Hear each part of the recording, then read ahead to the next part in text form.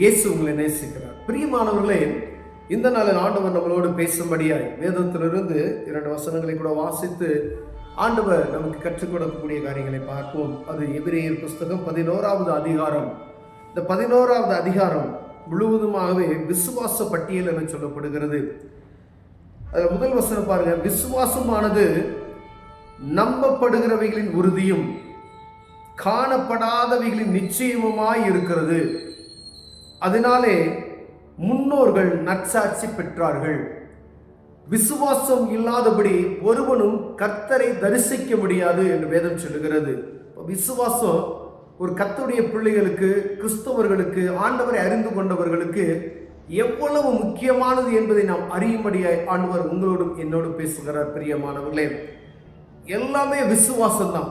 முன்னோர்கள் விசுவாசத்தின் நிமித்தமாகவே அநேக அற்புதங்களை பெற்றுக்கொண்டார்கள். பிரியமானவர்களே, விசுவாசத்தினால நீதிமான் பிழைப்பான். இந்த விசுவாசம் இல்லாதபடி ஒன்றும் செய்ய முடியாது. நம்பப்படுகிறவைகளின் பாருங்க, ஆண்டவர் சொல்றாருல்ல, நம்பப்படுகிறவர்களின் உறுதியும் காணப்படாதவைகளின் நிச்சயமுமாய் இருக்கிறது. நம்பப்படுகிற உறுதியான ஒரு நம்பிக்கை இந்த இடத்துல இது இல்லை, ஆனா இருக்கும் அப்படின்னு சொல்லக்கூடிய ஒரு காரியம். என்கிட்ட பணம் இல்லை, ஆனா இருக்கும் அப்படின்ற ஒரு விசுவாசம், வரும் அப்படின்ற ஒரு விசுவாசம், வேலை கிடைக்கும் அப்படின்ற ஒரு விசுவாசம், சுகம் கிடைக்கும் அப்படின்ற ஒரு விசுவாசம். அந்த விசுவாசத்தை வர்த்திக்க பண்ண முடியாது. ஆண்டவர் சொல்லுகிறார், 100க்கு அதிபதி ஒரு மனிதனுக்கு சுகம் கிடைக்கும்படியாய் இயேசு கிறிஸ்து கிட்ட வரும் பொழுது அவர் பார்த்து, நீ போ, நான் வரேன் அப்படின்னு சொல்றாரு. என் வேலைக்காரன் விளைவீனமாக இருக்கிறான், வரணும் அப்படின்னு சொல்லி. இந்த 100க்கு அதிபதி, ஐயா எனக்கு வான்னு சொன்னதுக்கு 100 பேர் இருக்கான், போன்னு சொன்னா வேலை செய்யறதுக்கு இவ்வளோ பேர் இருக்கான், நான் செய்கிறதற்கு அநேக எனக்கு வேலையாட்கள் உண்டு ஆண்டவரே, ஆனால் நீ ஒரு வார்த்தை சொன்னால் போதும், நான் அவன் என் வேலைக்காரன் சுகமாவான் அப்படின்னு சொன்னதுமே ஆண்டவர் பார்த்து அந்த மனிதனை கேட்கிறார், இப்படிப்பட்ட விசுவாசம் இவனுக்குள்ள இருக்கிறது. இஸ்ரவேலுக்கு கூட இப்படிப்பட்ட விசுவாசத்தை நான் பார்க்கவில்லையே அப்படின்னு சொல்லி. பாருங்க, அவர் ஒன்றும் சொல்ல, நீங்க ஒரு வார்த்தை சொல்லுங்க அப்படின்னு சொல்லி. அந்த மனிதனுக்குள்ள காணப்பட்ட விசுவாசம் அதே நொடி பொழுதுல அங்க அற்புதம் நடக்கிறதை நாம் பார்க்க முடிகிறது. பிரியமானவர்களே, அநேக வேளைகளில் நாம் விசுவாசிக்கிறோம், என் விசுவாசிகள் என்று பெயரை வைத்திருக்கிறோம். நீங்க யாருங்க விசுவாசி அப்படின்வாங்க, ரொம்ப பெருமையா நம்ம சொல்லிக்குவோம். ஆனா விசுவாசி அப்படின்றதுக்கு இயேசு கிறிஸ்துவை விசுவாசிக்கிறவர்கள் விசுவாசி. நம்ம குடும்பத்தினுடைய காரியமோ ஏதோ ஒரு காரியம் நமக்கு தேவை இருக்கிறதோ, உலகப்புறமான காரியத்துல ஒரு காரியம் நமக்கு நிறைவேற வேண்டும், அப்படிப்பட்டதான நிறைவேற்ற வேண்டிய காரியத்துல நம்முடைய விசுவாசம் என்ன செய்யுது? அவிசுவாசமா மாறிடுது.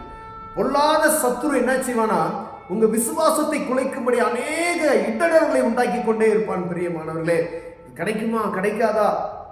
ஒரு வேலை கேட்டு ஒரு இடத்துக்கு போறீங்கன்னு வச்சுக்கோங்களேன், நீங்க நல்லா ஜெபம் பண்ணிட்டு போவீங்க, ஆண்டவர் சமூகத்துல பிரேயர்லாம் பண்ணிட்டு போறீங்க, விசுவாசத்தோட போவீங்க. ஆனா இங்கிருந்து நீங்கள் கடந்து செல்கிற இடத்து வரைக்கும் உங்களுக்குள்ள ஒரு போராட்டமான ஒரு காரியம் நடக்கும். இது யார் கொண்டு வருவானா?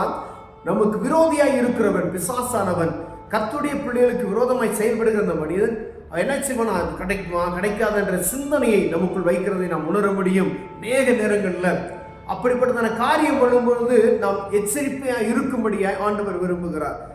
அந்த நேரத்தில் என்ன சொல்லணும், அந்த பிசாசை கடிந்து கொள்ளணும். அவிசுவாசத்தை உண்டு பண்ணுகிற எல்லா வல்லமையில கடிந்து கொண்டு ஜெபிக்கிறேன் அப்படின்னு சொன்னீங்கன்னா, அந்த அவிசுவாசத்தை என்ன உண்டு பண்ணுகிற இந்த பொல்லாத ஆவிகளின் சேனைகள் அழிக்கப்பட்டு போய்விடும்.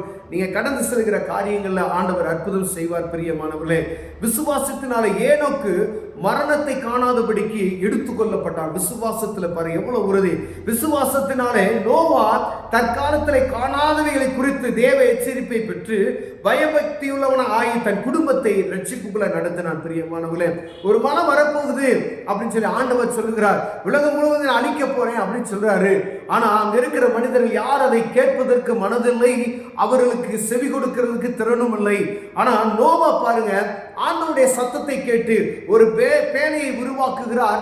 அதை சுத்தி வேடிக்கை பார்க்கிற ஜனக்கூட்டங்கள் உலகம் முழுவதும் இந்த நாள்ல அப்படிதான் நடந்து கொண்டு இருக்கிறது. பிரியமானவர்களே, நம் விசுவாசத்தில் ஆண்டவர் வரப்போகிறார் அப்படின்ற ஒரு உணர்வோடு எதிர்பார்ப்பதோடு நாம் நின்று கொண்டு இருக்கிறோம். அவர் வருவதற்குள் முழுமையாய் ரட்சிப்புக்குள் அடைந்து அவர் வருகைக்காய் நாம் எதிர்நோக்கி இருக்கிற நம்மை அவர் வருவார், அழைத்து கொண்டு போவார், வருவார், எடுத்துக்கொள்ளப்படுவோம் அப்படின்ற ஒரு நம்பிக்கையில நம்ம காத்திருக்கிறோம். அது விசுவாசம்.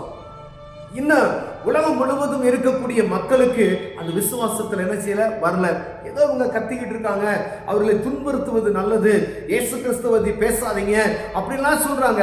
ஆண்டவரை பற்றி பேசினா பிரச்சனை, சமாதான குறிச்சல்கள், இப்படிலாம் தெருக்கு தெரு, நாடுக்கு நாடு, ஊருக்கு ஊரு, எங்கு பார்த்தாலும் கர்த்தருடைய பிள்ளைகளுக்கு விரோதமான செயல்கள் நடந்து கொண்டிருக்கிறது. ஏன் அப்படின்னா இந்த விசுவாசத்தை உறுதிப்படுத்தும்படியாய் ஆங்காங்கே ஜனங்களுக்கு போதிக்க விடாதபடிக்கு தடை பண்ணுகிறான்.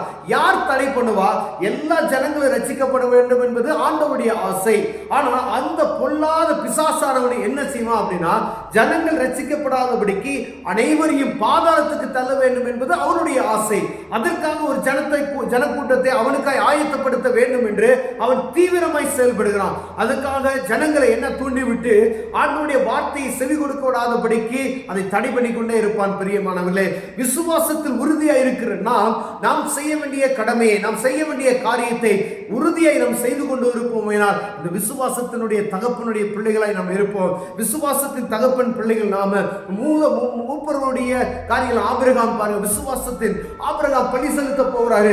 மலை மேல மோரியா மலை தேச மலையில போய் பலியிட போகிறார். நாட்டுக்குட்டி இருக்கு அவருக்கு தெரியாதா? விசுவாசம். ஆண்டவர் எனக்கு பார்த்து கொள்வார், மகனை பலி கொடுன்னு சொல்றார். தைரியமா போறாரு. மகனே ஆபிரகாமே, நீ அமைதியாயிரு, உனக்காக ஆண்டவர் நான் உனக்கு அந்த ஆட்டுக்குட்டி வைத்திருக்க, அதை பலி எடுத்து உன் மேல ஒரு நம்பிக்கை இருக்கிறதான்னு பார்க்க முடியாது, நான் உன்னை சோதித்து பார்த்தேன்னு சொல்றாரு. அப்ப விசுவாசத்தை பாருங்களேன். ஆபிரகாமுக்குள்ள இருந்த விசுவாசம், யாக்கோப்புக்குள்ள இருந்த விசுவாசம், ஒவ்வொரு தேவ மனிதர்களுக்குள்ள இருந்த விசுவாசம் எனக்குள்ளும் உங்களுக்குள்ளும் இருக்கிறதா என்று பார்க்கும்படியா ஆண்டவர் விரும்புகிறார். பிரியமானவர்களே, விசுவாசம் இல்லாதபடி ஒன்றும் செய்ய முடியாது. பிரியமானவர்களே, இந்த விசுவாசம் பட்டியல்ல அநேக வார்த்தைகள், பழைய ஏற்பாட்டின் காலத்தில் நடக்கப்பட்ட காரியங்கள். விசுவாசத்தினால் ஆபிரகாம் தான் சுதந்திரமாக பெறப்போகிற இடத்திற்கு போகும்படி அழைக்கப்பட்ட போது கீழ்ப்படிந்து தான் போகும் இடத்தில் இன்னதென்று அறியாதபடி போனான். நான் தாய் தகப்பனை விட்டு நீ போன ஆண்டவர் சொன்னாரு. உடனே அது என்ன நடக்கும்னு தெரியாது. விசுவாசம், ஆண்டவர் என்னை அழைத்துட்டார், அந்த இடத்துக்கு நான் போறேன் அப்படின்ட்டு போனாரு. ஒவ்வொரு காரியம் விசுவாசத்தினால் சாராலும் வாக்குத்தத்தம் பண்ணினவர் உண்மையுள்ளவர் என்று கற்பம் தரித்தால் பாருங்க. செத்து போன கற்பத்தை ஆண்டவர் உருவாக்குறவர். விசுவாசம். ஆண்டவர் உங்களுக்குள்ள காணப்படுகிற அசுவிசுவாசமான காரியத்தை எடுத்து போடும்படி நாங்கள் ஜெபம் பண்ணுங்க. சாரால் அந்த வேத புத்தகத்தில் எழுதி வைத்திருக்கு ஒரு நோக்கம் உண்டு. கற்பம் செத்த ஒரு மனுஷி கர்ப்பவதி ஆக முடியுமானால் ஆண்டவரால் அற்புதம் செய்ய முடியும் என்கிற விசுவாசம் உங்களுக்கும் எனக்கும் இருக்குமே. ஆண்டவர் அற்புதம் செய்ய வல்லமுள்ளவராக இருக்கிறார். பிரியமானவர்களே, ஒருவேளை விசுவாசத்தில் குறைவுள்ளவர்களாக இருந்தீர்களா?